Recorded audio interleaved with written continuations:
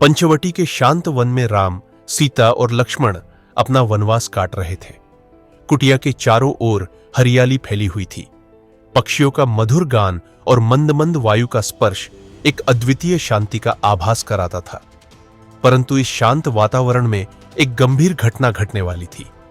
रावण की दृष्टि सीता पर पड़ चुकी थी और वह उन्हें पाने की योजना बना चुका था। शुरुआत तब हुई जब मायावी मारीच स्वर्ण मृग का रूप धारण कर राम की कुटिया के पास आकर विचरण करने लगा। उसकी सुनहरी त्वचा और तेजस्वी आंखों ने सीता का ध्यान खींच लिया। सीता ने राम से आग्रह किया कि वह उस सुंदर मृग को पकड़ लाए। राम ने पहले तो मृग की असली प्रकृति पर संदेह किया, परंतु सीता के बार बार निवेदन करने पर वे उसे पकड़ने के लिए निकल पड़े। राम ने जाते जाते लक्ष्मण को यह आदेश दिया कि वह कुटिया में सीता की रक्षा करे और तब तक न जाए जब तक राम स्वयं न लौटे। लक्ष्मण राम के आदेशों का पालन करने का वचन देते हुए कुटिया के बाहर पहरा देने लगे। समय बीतता गया और अचानक दूर जंगल से राम की आवाज आई, हे लक्ष्मण, मुझे बचाओ। यह सुनते ही सीता घबरा गई। वह बेचैन होकर लक्ष्मण से बोली, तुम्हारे राम संकट में हैं, तुम यहां क्यों खड़े हो? जाओ और उन्हें बचाओ। लक्ष्मण जानते थे कि राम कभी संकट में नहीं हो सकते और यह कोई चाल है। उन्होंने सीता से निवेदन किया, देवी, आप चिंतित न हो। कोई भी शक्ति राम को हानि नहीं पहुंचा सकती। यह कोई माया हो सकती है। लेकिन सीता का हृदय बेचैन था। उन्होंने लक्ष्मण पर कठोर शब्दों का प्रयोग करते हुए कहा, तुम्हारा हृदय कठोर हो गया है।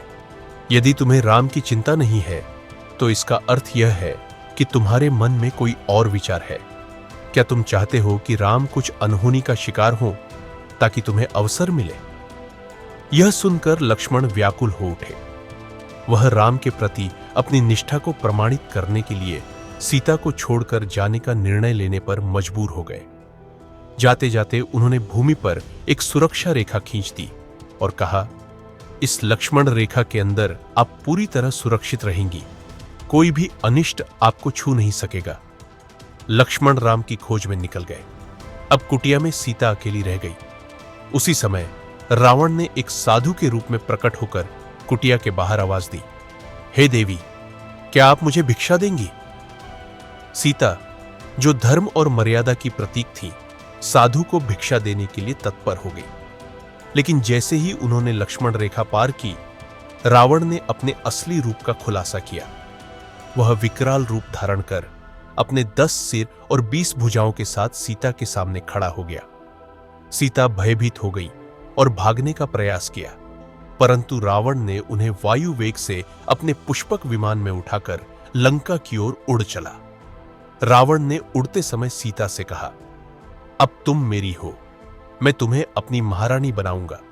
राम तुम्हें वापस नहीं पा सकेंगे। परंतु सीता ने हिम्मत नहीं हारी। उन्होंने अपने आभूषणों को मार्ग में फेंक दिया ताकि राम और लक्ष्मण उन्हें ढूंढ सके। रावण उन्हें लंका लेकर चला गया और सीता की आंखों से आंसू बहने लगे।